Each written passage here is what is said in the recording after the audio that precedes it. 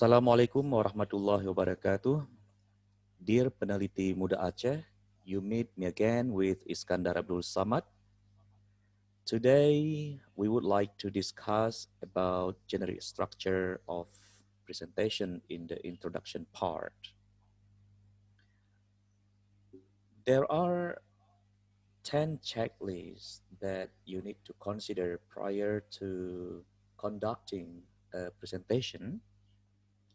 First is we have to know about the aim of our presentation, whether it is to sell the product or to adopt our research findings, or perhaps to follow our recommendations.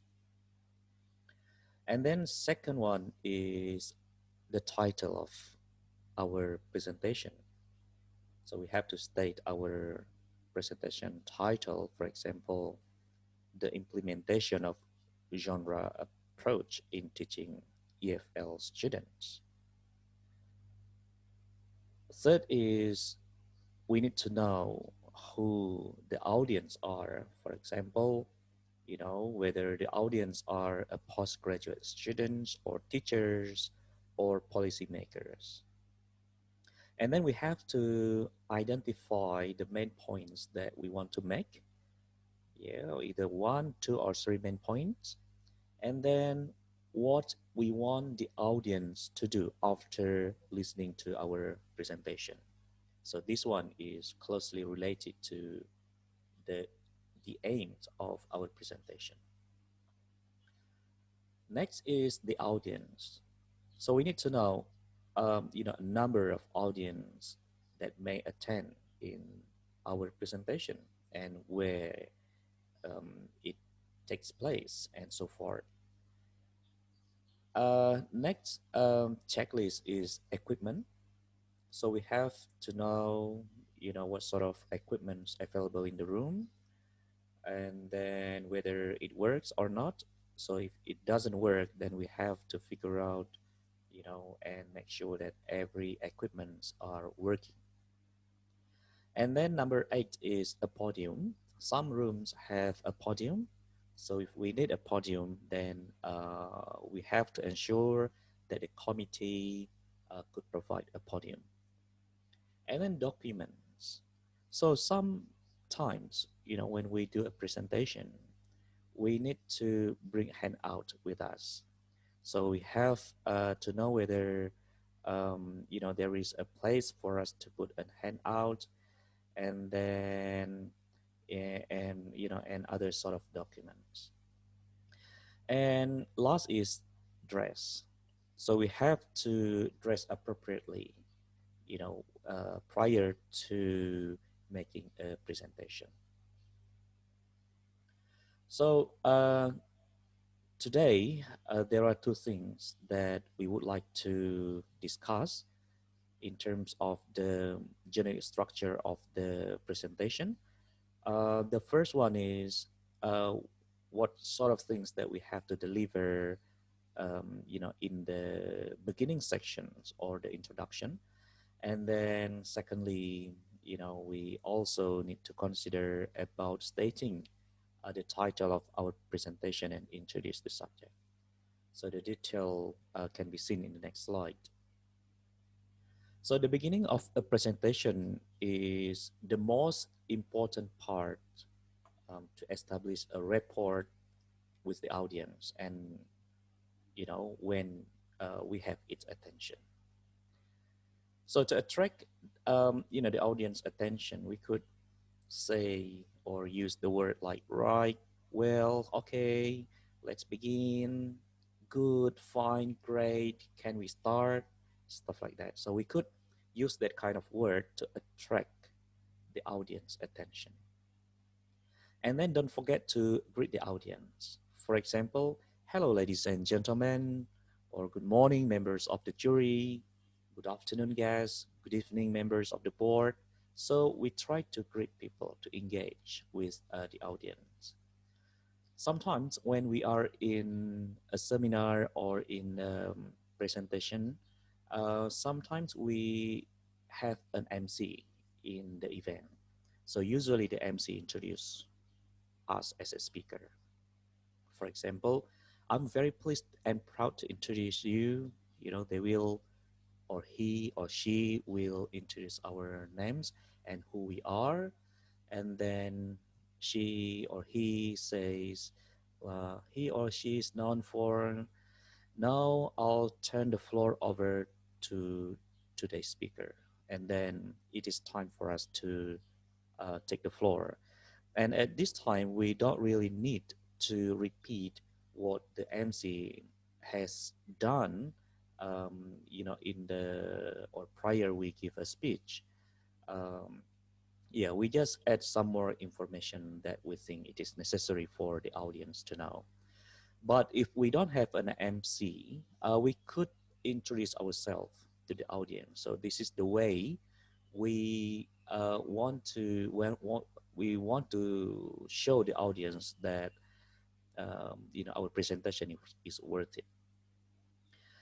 Okay, we could say like, "Good morning, everyone. I'd like to start the presentation by introducing myself.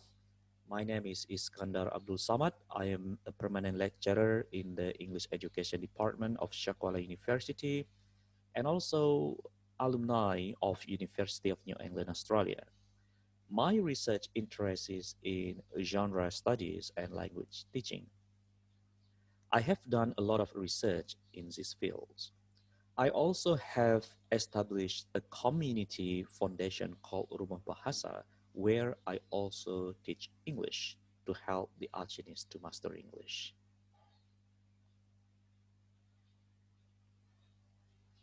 Okay, now we will see next slide.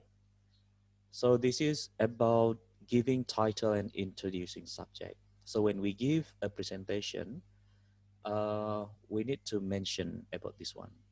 So what exactly are you going to speak about, right? And then situate the subject in time and place in relation to the audience, the importance of our speech, and then give a rough idea or a working definition of the subject.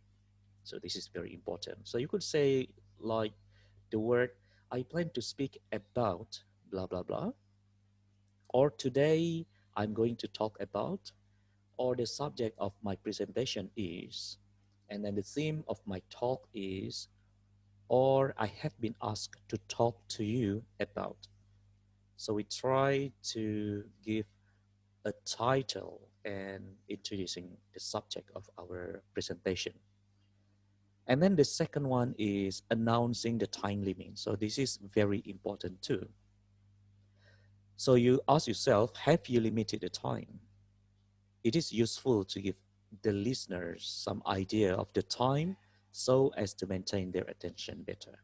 So you could use the word, "I will not speak about blah, blah, blah," or "I have limited my speech to," or "I will speak for about 15 minutes," or "My talk will last about 15 minutes.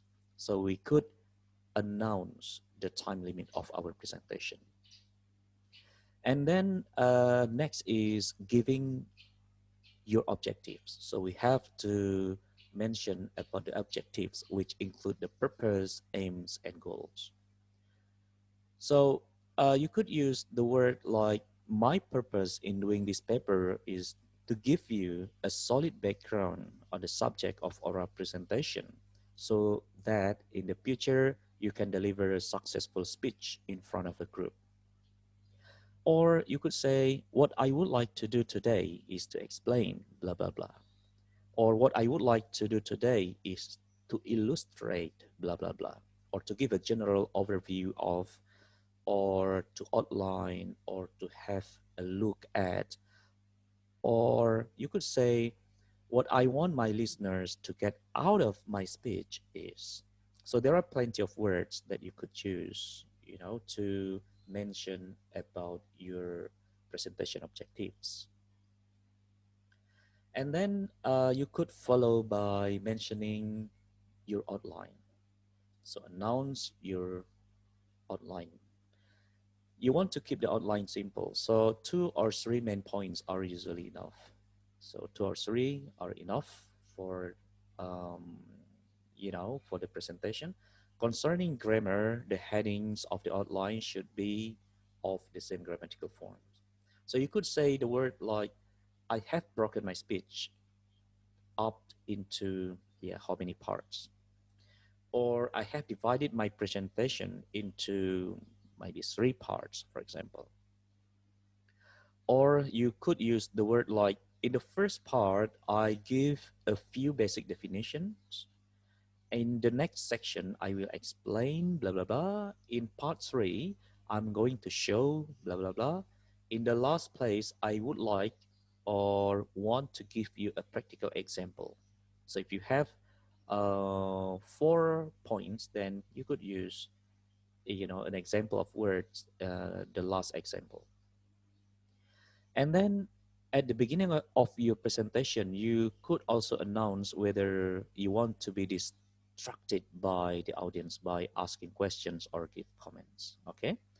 So you should also let the audience know at some point in the introduction when they may or may not ask questions. So you could use the word, I would ask you to save your questions for the end, or there will be plenty of time at the end of my speech for questions and discussion.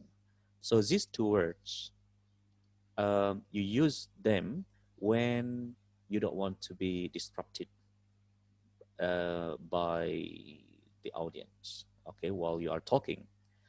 If you want to be distracted by the questions, you could say, or you could use the word, you may interrupt me at any moment to ask questions or make comments.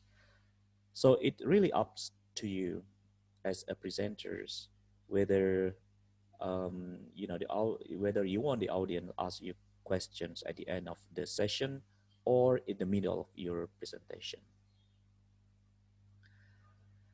Well, that's all our discussion today, and I hope it benefits you all. Thank you very much, and see you again in the next videos. Wassalamualaikum warahmatullahi wabarakatuh.